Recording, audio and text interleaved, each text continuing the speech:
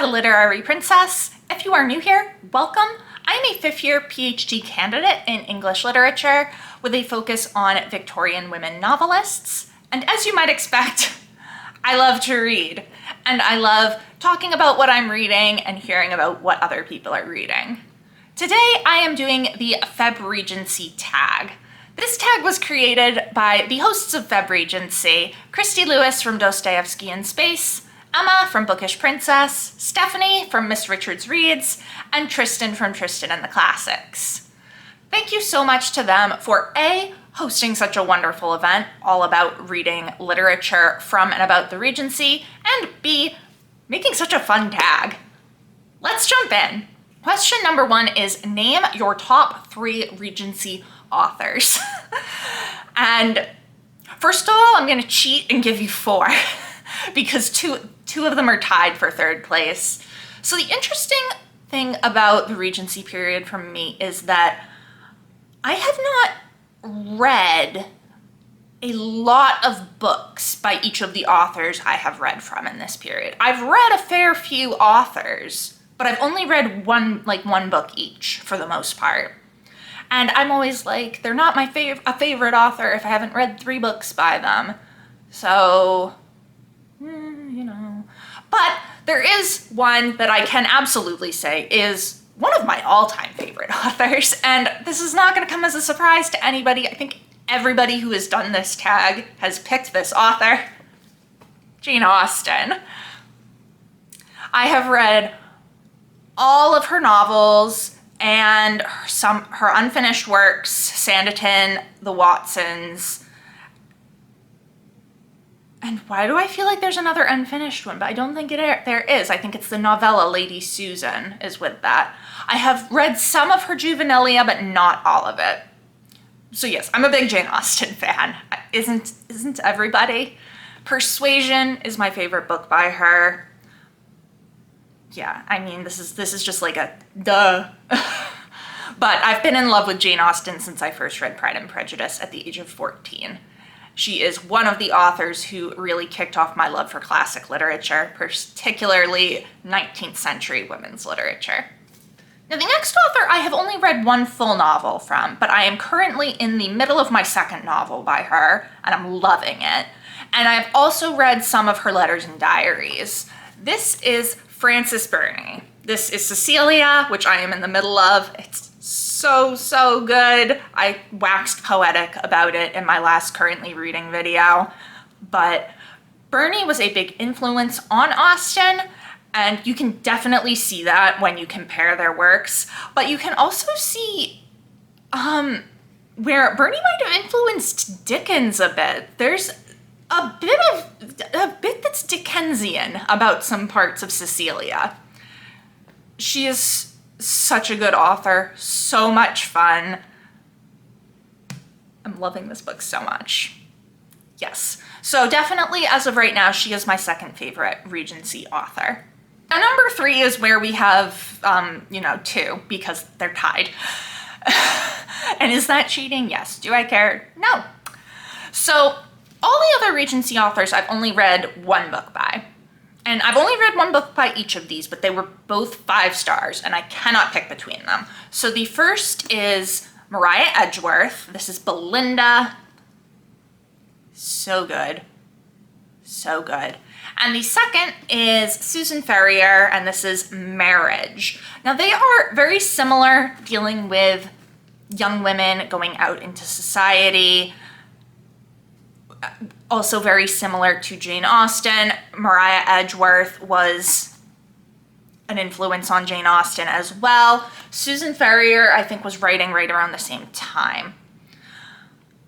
These are both so good. I could not pick between the 2 authors. I find them both amazing. I do need to read more from both of them. I have another book by Maria Edgeworth. I have Castle Rackrent, which I have not read yet, but it's very short and I probably should read it. I do not have any others by Susan Ferrier. I need to find more by her. But yes, I like them both equally. I'm not picking one. Both of them. Question number 2 is name your top 3 Regency poets. And for those of you who have been around here for a while, No, I am not a poetry person at all. I have problems with poetry, but every once in a while I do find poets I like, and I do have a few from the Regency that I like, although like I'm not really a Byron fan, I'm not really a Shelley fan, I'm not big on Wordsworth, but there are still a few that I like. And the first of these is Charlotte Smith. Her sonnets are so depressing. I taught these in my British literature survey, and my kids were like, I mean, here, they're short, it's a sonnet. Let me read you this one that I'm particularly thinking of. So this is Charlotte Smith's Sonnet 44, written in the churchyard at Middleton in Sussex.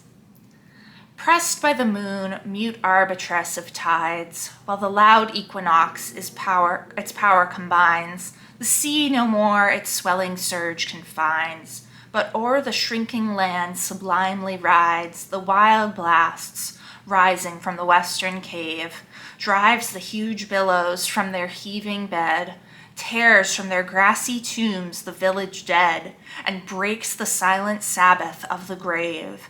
With shells and seaweed mingled on the shore, lo, their bones whiten in the frequent wave, but vain to them the winds and waters rave.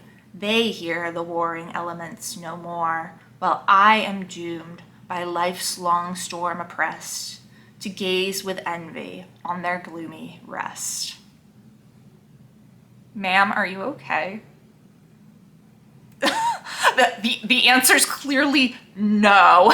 My students were like, what? Because this was also I think this was the first poet that I gave them. I think this was like our first real class, and they were just like, Ma'am, what? I love Charlotte Smith. She's so melancholy and depressing, and just bones being pulled out of their grave by the ocean, and she's like, I envy them. Like, okay, ma'am, sure. I don't know, I love her. It's kind of morbid, it's great. Another one who I do like a fair amount is John Keats. So I particularly like the poem La Belle Dame sans Merci, but I also like some of his odes, Ode to a Nightingale, Ode on a Grecian Urn. There are some other ones, but he's got like a lot of odes. He's got some sonnets too. Wait, is he the one? Yes, my favorite by him is the sonnet to Mrs. Reynolds's cat. It's all about a cat. It's great. Oh, you know what? I'll read that one to you too. Cat, who has passed thy grand climacteric,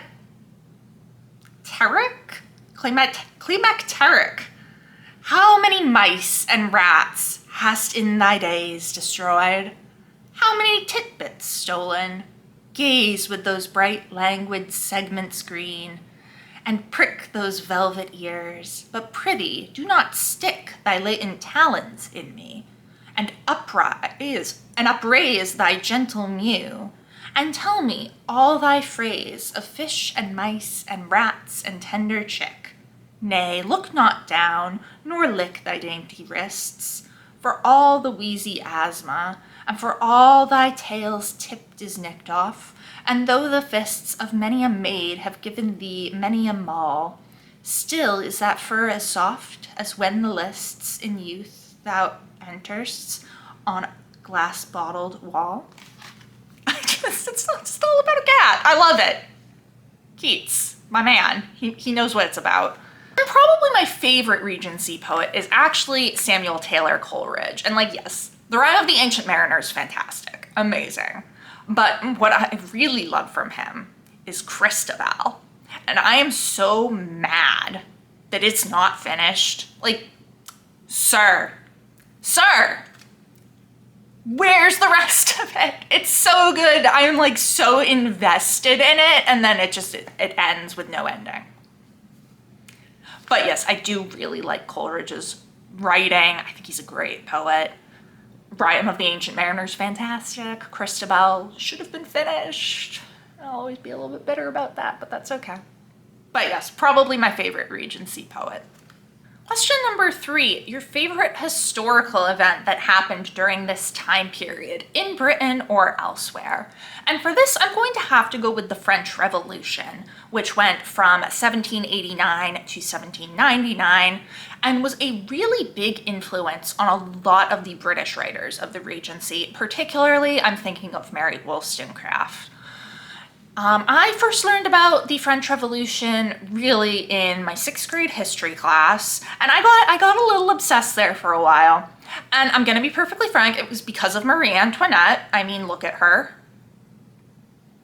How could I not be obsessed with her?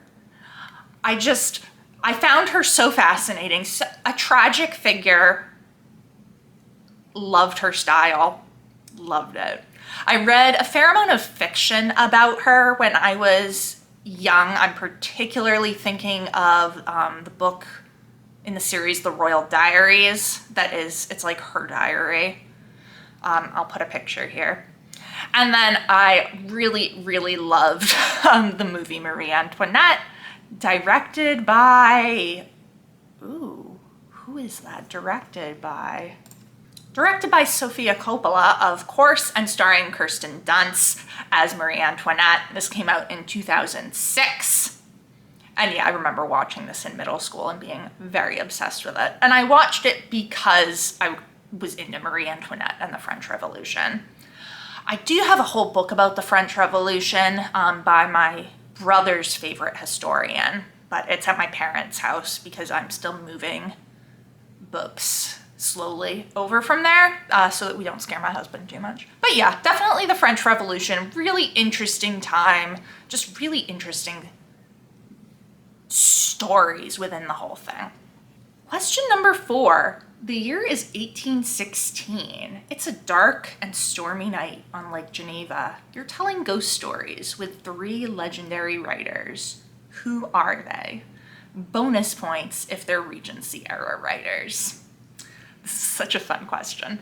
So, of course, I'm gonna have to go with Mary Shelley, the OG, right? She's gotta be there, of course.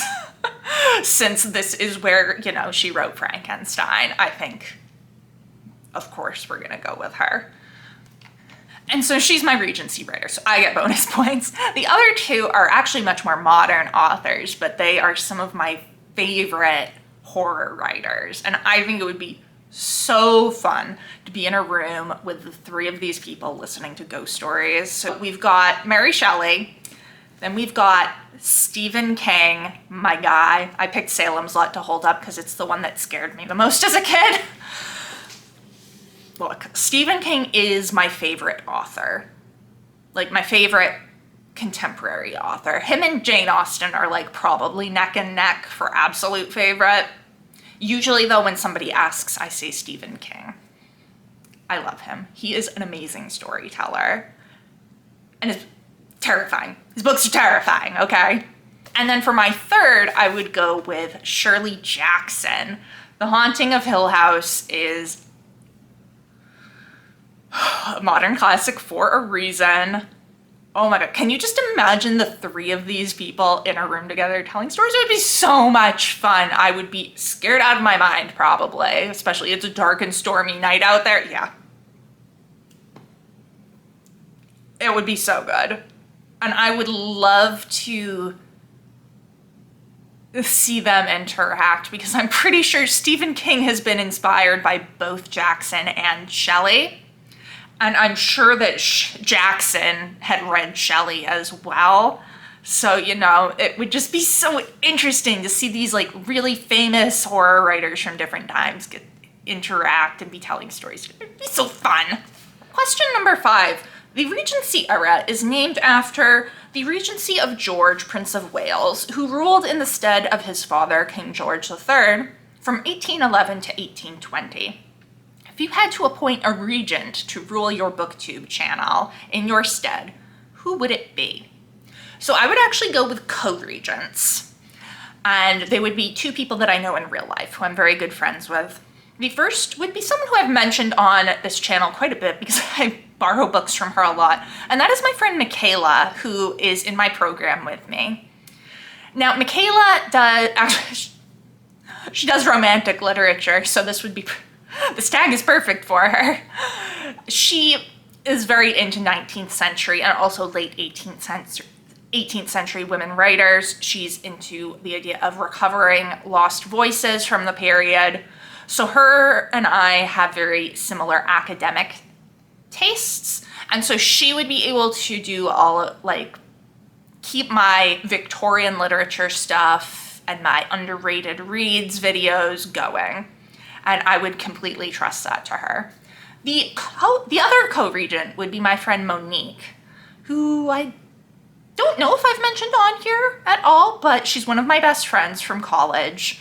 And she is also a very big fan of fairy tale retellings, especially Robin McKinley. That's like one of the things that we bonded over initially.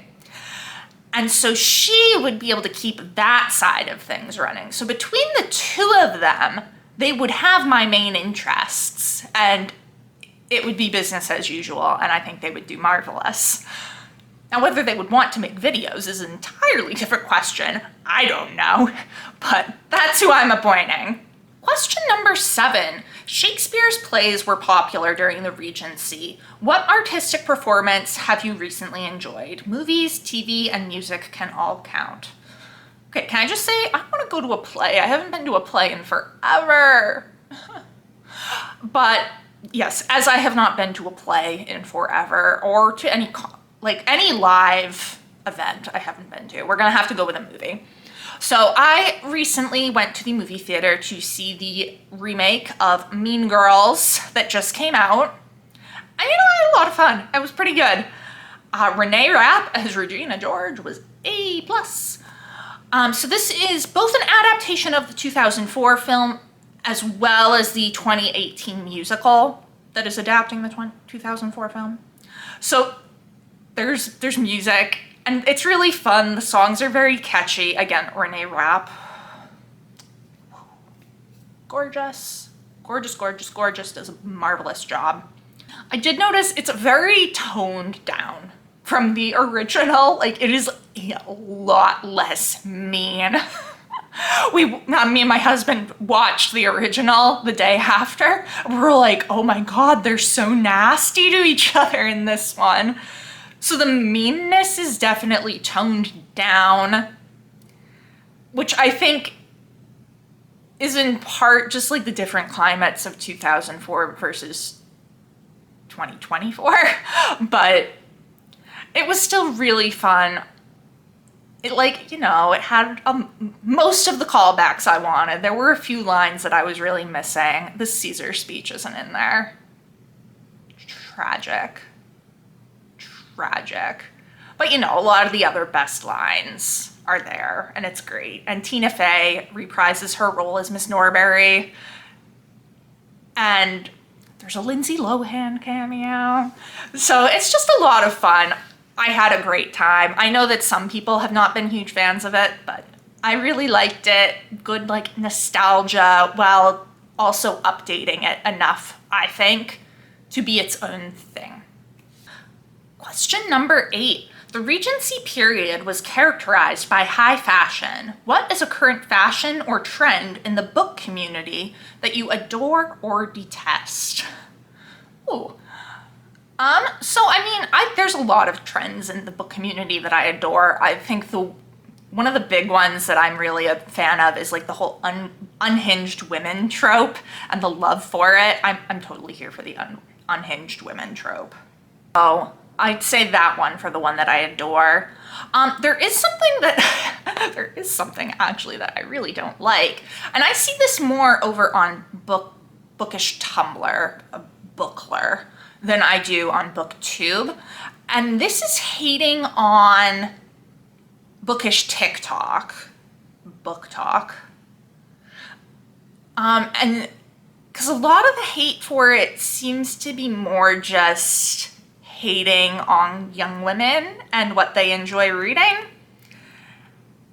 And that bothers me. Like, I don't mind critiquing TikTok as a platform. Like, yeah, go for that. I don't use TikTok. I'm too old for this. I don't understand how this works.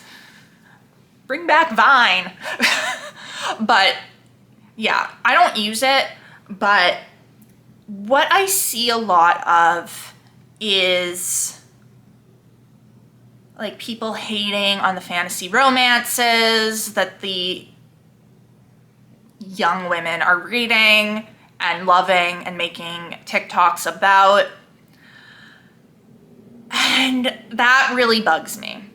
It especially bugs me over on Tumblr because, like, we've gone through this so many times before. And I'm like, they never learn. Nobody ever seems to realize that you're doing the thing that you complained other people did to you when you were a teenager, which is hating on the books you were reading and therefore hating on you for it. Because I mean, again, I'm not against critiquing the books. Critique the books all you want. But like, there's this one post that's going around on Tumblr that's like making a good criticism of current trends in the book community of like everything has to be very black and white. Although I would say that that's not limited to like our current culture with book talk, because that was an issue literally 15 years ago too. But then somebody comments, oh, the book talk girlies are going to be really mad when they read this. And somebody goes, book talk can read? And I'm like, that's so rude. Stop. Like, just let people enjoy what they like. Stop being judgmental jerks. Ugh.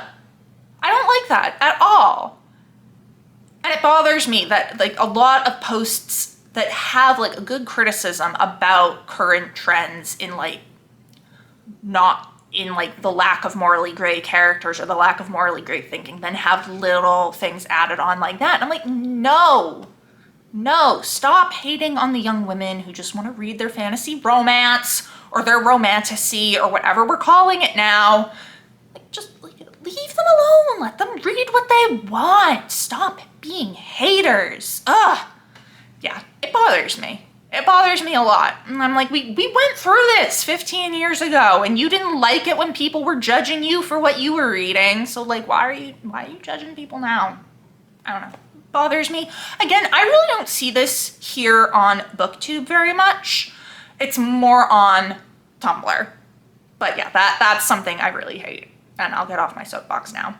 I just realized I completely skipped over question 6. So we'll do that now. Much of the Regency period is categorized as romantic. What word would you use to describe today's literature? I mean, just as in the Regency period, there was a lot of variety, even though there was like the romantic literature, but like Jane Austen doesn't fall into romantic. Neither does Frances Burney or Maria Edgeworth. So like, you know, there's a huge range, and there's a huge range today. But I think that something I've noticed a lot of is this kind of disillusionment and kind of like ennui, I guess, with everything. I'm particularly thinking of literature like My Year of Rest and Relaxation by Ottessa Moshfegh.